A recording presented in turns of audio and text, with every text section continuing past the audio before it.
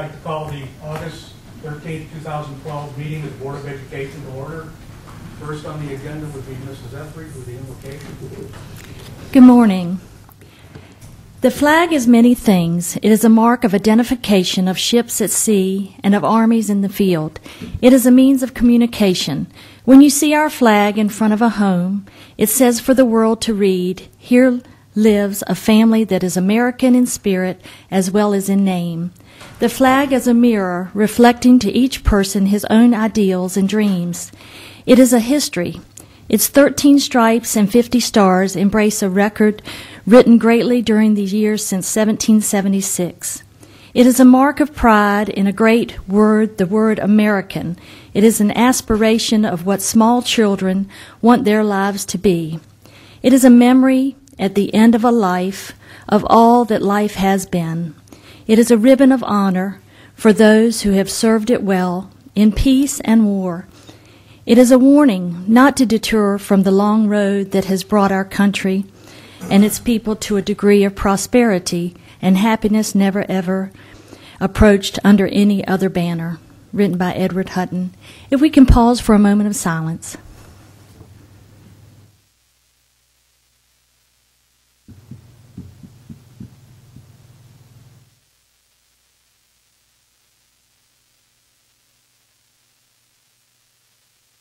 Thank you. Would you please rise for the Pledge of Allegiance? I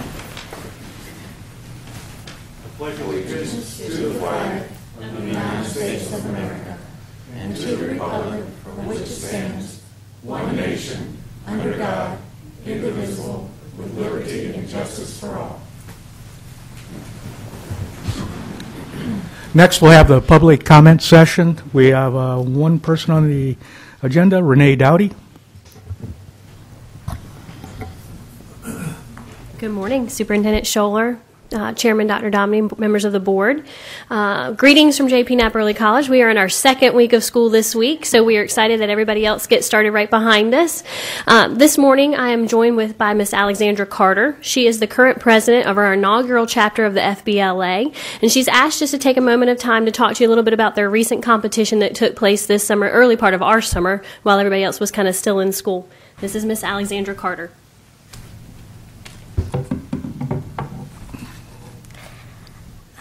Ladies and gentlemen of the Board of Education, good morning. My name is Alexandra Carter, and I am currently a sophomore at J.P. Knapp Early College High School.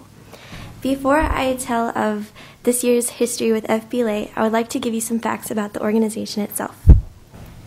The Future Business Leaders of America organization was developed in 1937, and the first chapter was initiated in Johnson City, Tennessee, in the year 1942.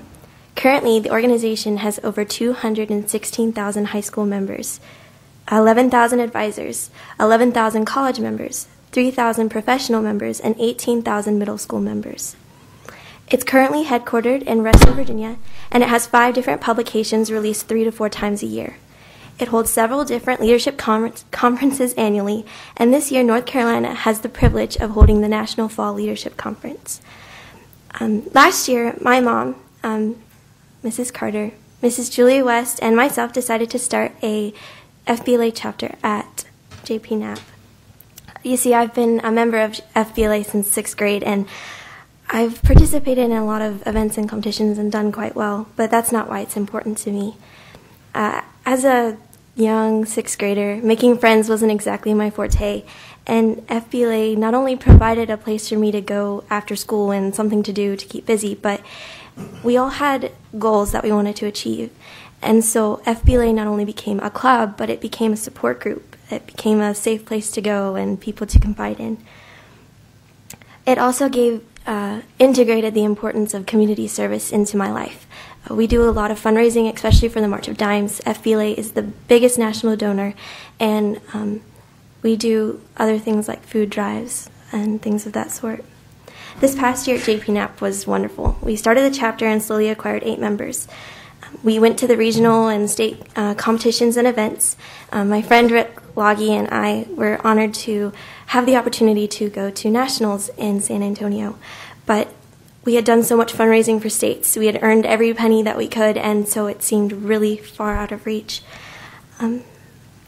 But thanks to the support of the county, Mr. Kohler, CTE, and this board, we were able to attend at the end of June.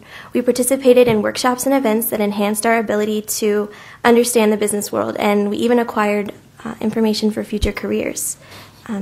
We competed in our special events as well as other open events, which anyone can compete in. As a result, I won 8th place in the nation for Introduction to Parliamentary Procedure, a competition that has to do with how meetings run and how to make motions and how to carry motions. I didn't win this award on my own, though. I owe my success to my advisors, Mrs. Dowdy, for her kindness in allowing us to hold meetings every week, or every other week, to the county and CTE and the board for supporting us, and all of those who participate in FBLA around the country. I've learned more about myself participating in the Future Business Leaders of America than anywhere else. In today's society, business and technology jobs are increasing in number and importance. FBLA provides training and insight into this kind of world for teens and young adults. I plan on participating in FBLA for as many years as I can. At Nationals, I saw the importance of FBLA to 48 states, 2 provinces, and even part of Europe. And even though North Carolina wasn't the biggest chapter, I plan on doing something about that and increasing awareness. This year, I plan to run as the Eastern Region State Vice President of North Carolina. This is because I want as many people as possible to experience the joy, opportunities, and knowledge that Future Business Leaders of America has to offer. Thank you for your time. Oh, and this is what it looks like. Well, thank you very much, Alexander, and congratulations on your placement in the nation. Good luck in your running for office, and thank you for helping start the local FBLA chapter. Thanks. Thank you.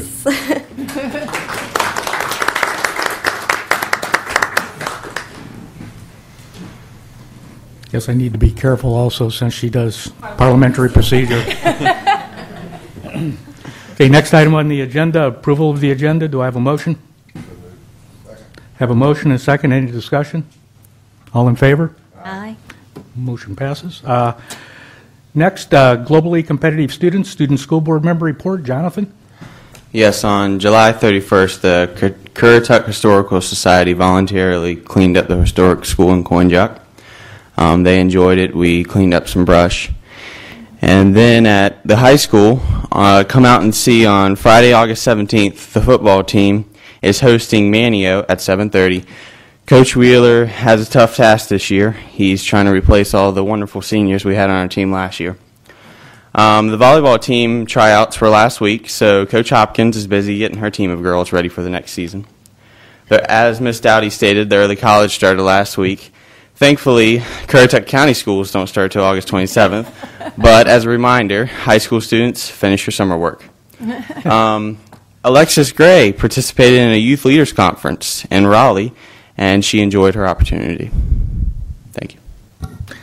Next item, the PEP grant annual update. Rodney Kite and Melissa Jensen.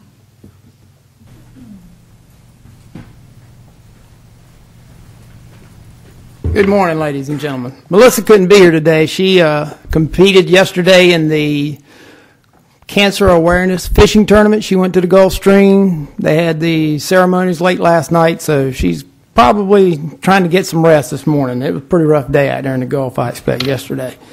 The PEP grant this year is in our 3rd and final year. For those that aren't sure exactly what this is, it's a physical education program where we received a grant from the federal government. It's a 3-year program. We have done some good things, which I'm going to tell you a little bit about.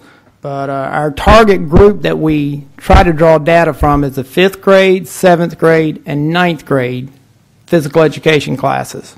So our goals with the grant, we have to have, ideally you want 60 minutes of activity time every day for each child. You want them to score well on what's called the PACER test, which is an aerobic test. And then third, you want them eating nutrition, high nutrition, fruits, vegetables. We have target, areas that we're trying to reach, and we have goals that we've set. This year, once again, we exceeded the goals for those 3 areas. Our target for the 60-minute activity was 15%, and we reached 22%. The PACER test, we had a target of 27 reaching aerobic activity, we had 55%, so a pretty sharp increase. And nutrition consumption, our target was 19, and we went to 22%. So we are seeing a gradual progression in the right direction for our young people. Some of the projects that we did this year, we have now a new fitness room at the Currituck High School. If you haven't been in there and see it, you need to see it. Very impressive. Looking forward to seeing how the school PE classes will utilize that. They're ready to go. We also set up an aerobics room at the high school. I want to thank Willis Simmons and the maintenance staff. They've been a tremendous help in getting that done. PE teachers, we gave them each stipends so they could purchase PE equipment that they need. Money that obviously the school system is strapped and don't have. We gave them a pretty good stipend, said, here, go purchase what you need for your classes. They did a good job with that. And then we went to each elementary school and purchased recess equipment. You know, so many of you probably like me when we had recess years ago, playground, whatever you want to call it, you know, you went outside and there was nothing to play with. So we bought 2 huge goodie bags to every elementary school in the county. So now they have quite a variety of resources that they can go out and play with. So that'll get kids up and moving. Programs that we implemented this past year, we worked with the Extension Office on the Eat Smart, Move More, Weigh Less. We had 3 schools that participated in that, Moyock Elementary, Central Elementary, and Currituck Middle School. And I don't know the total poundage, but those folks lost a ton of weight doing that program during the course of the year. We had also, this summer we've had groups coming in. We're working on our curriculum, getting ready to kick that off. We're excited about our new curriculum. I think that's going to produce some positive results for young people and their health.